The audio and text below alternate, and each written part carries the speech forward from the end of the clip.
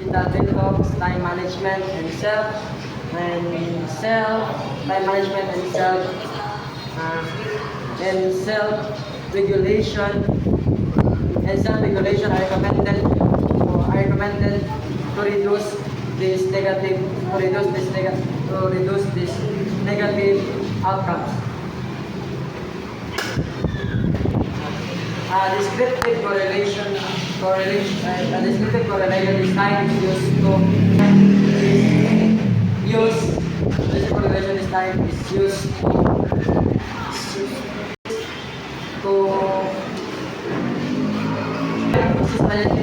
is used to identify the level of smartphone addictions, the level of smartphone addictions, the level of smartphone addictions, the level of smartphone addictions, and academic performance, and the level of smartphone addictions,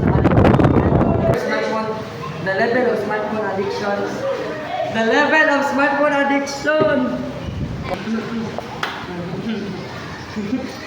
A descriptive correlation design is used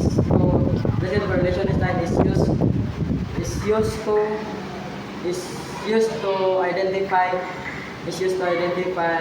the level of smartphone addictions and its relation with academic performance and well-being.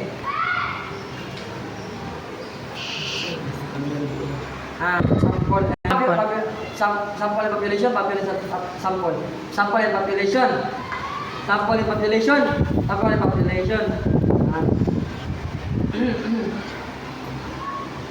This study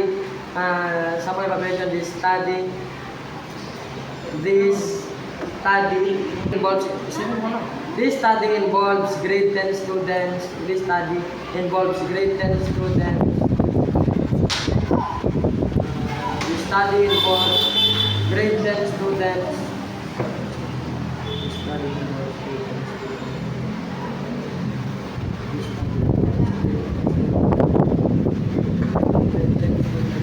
Within the selected public high school. This study involves grade 10 students within the selected public high school. Chosen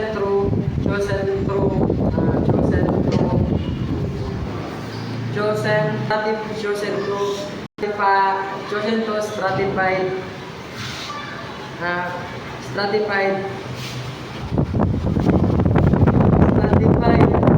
random sampling addiction scales, supervision scales, smartphone addiction scales, but validated with smartphone addiction scale validated with smartphone addiction scale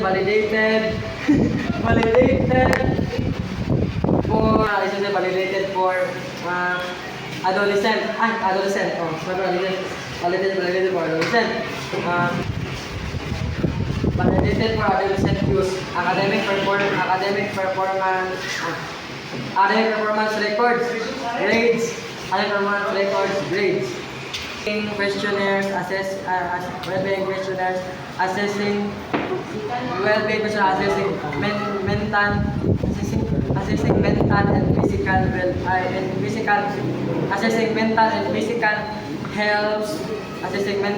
physical health indicators. Chapter data collected procedures. Data collection.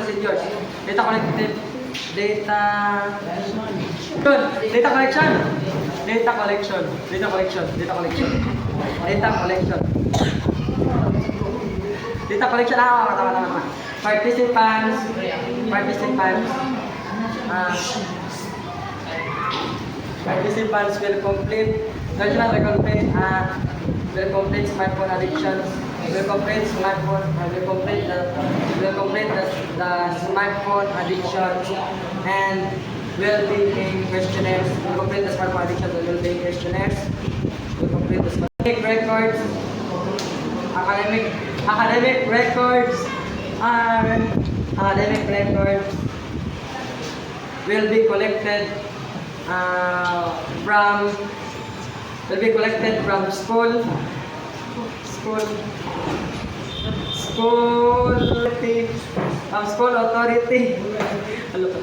from school authority with consent. Data analysis. Data analysis. Descriptive statistics, adversely, descriptive statistics will adversely, and descriptive statistics. Will determine the level of, they will determine the level of addiction and well-being. Descriptive statistics will determine the level of addiction and well-being. Pearson correlation and regression analysis in relationship. Pearson correlation analysis in relationship between smartphone addictions and smartphone addictions and academic performance. Comparison of academic performance and academic and well-being. Academic performance and well-being. It is chapter 4, results and recommendation. Results and discussion. It is anticipated that rated students will show moderate to high level of academic of smartphone addiction. No, bilang kasi umpay masih sa consistent consistent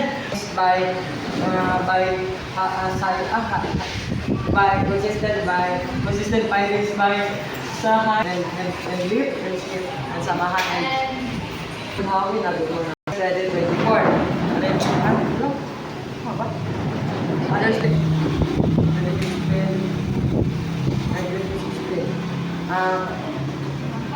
the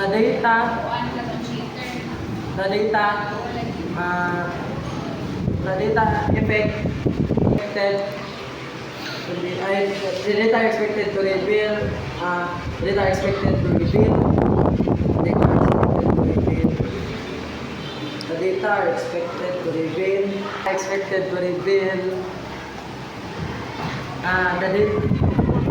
negative correlation between smartphone addictions and academic performance.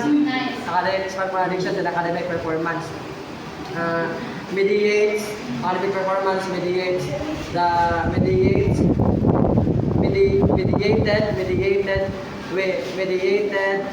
by increased academic anxiety. Effects on mental and physical health are expected. Effects on mental and physical health are expected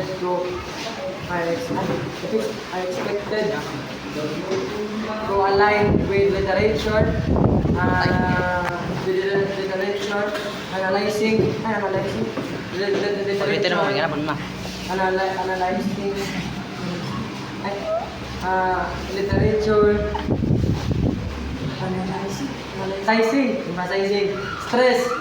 emphasizing stress and sleep, emphasizing stress and sleep.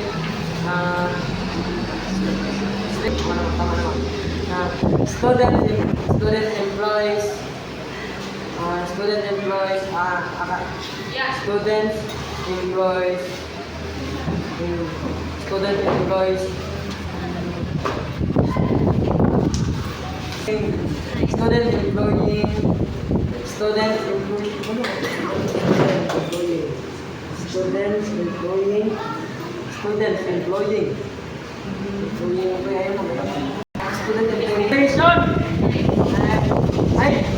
self-regulation and time management. Self-regulation and time management. Self-regulation and time management. Time management techniques.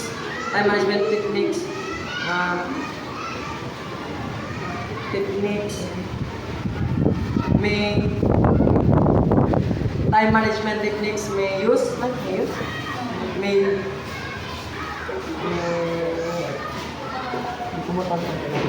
students may student self-regulation, self-regulation and time management report, better academics and better academics and better academic outcomes. Smartphone addiction level ang grade 10 student. Smartphone addiction level ang grade 10 student. And smartphone addiction level smartphone addiction level. When I check smartphone addiction level adversely affect someone smartphone will adversely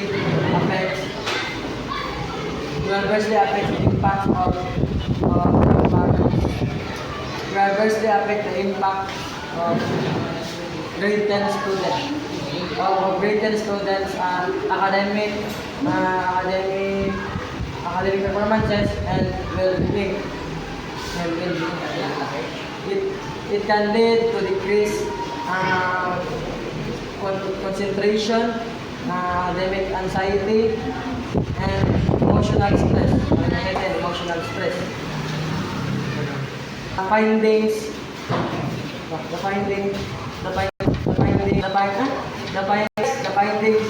highlights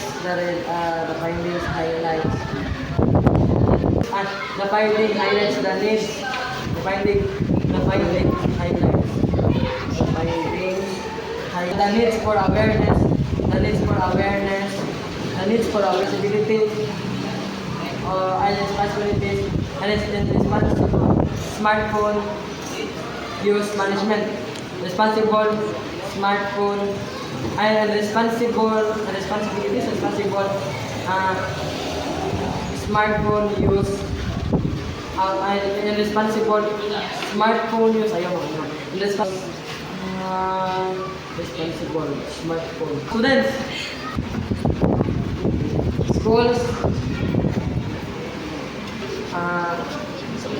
schools should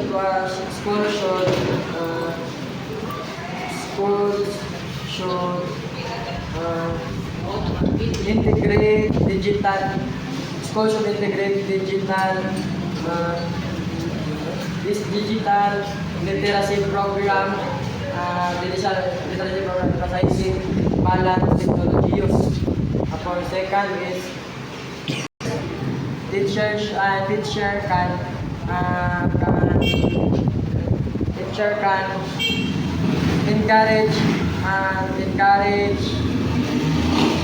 can encourage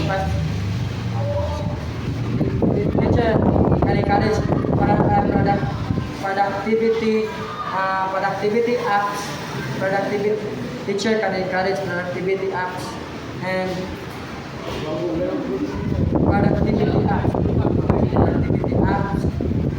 structured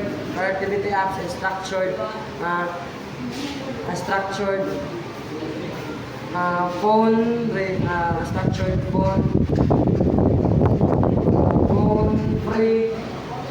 free structured study period. Parents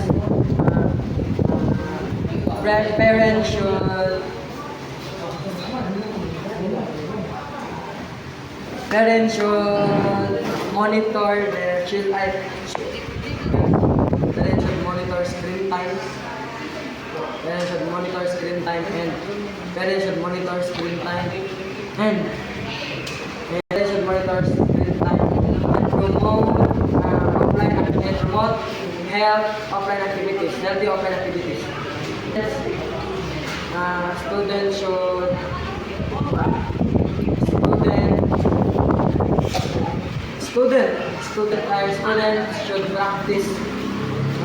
Students should practice time management and self-regulation. self-regulation, self-regulation habits. So that is further,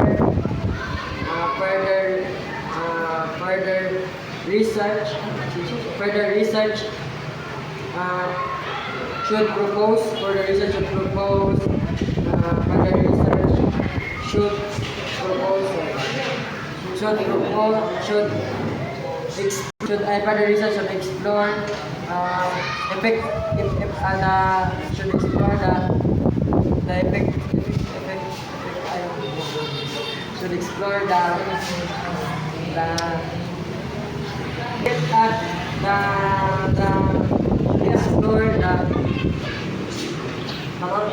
effectiveness of intervention strategies. Should explore the effectiveness of intervention strategies in should explore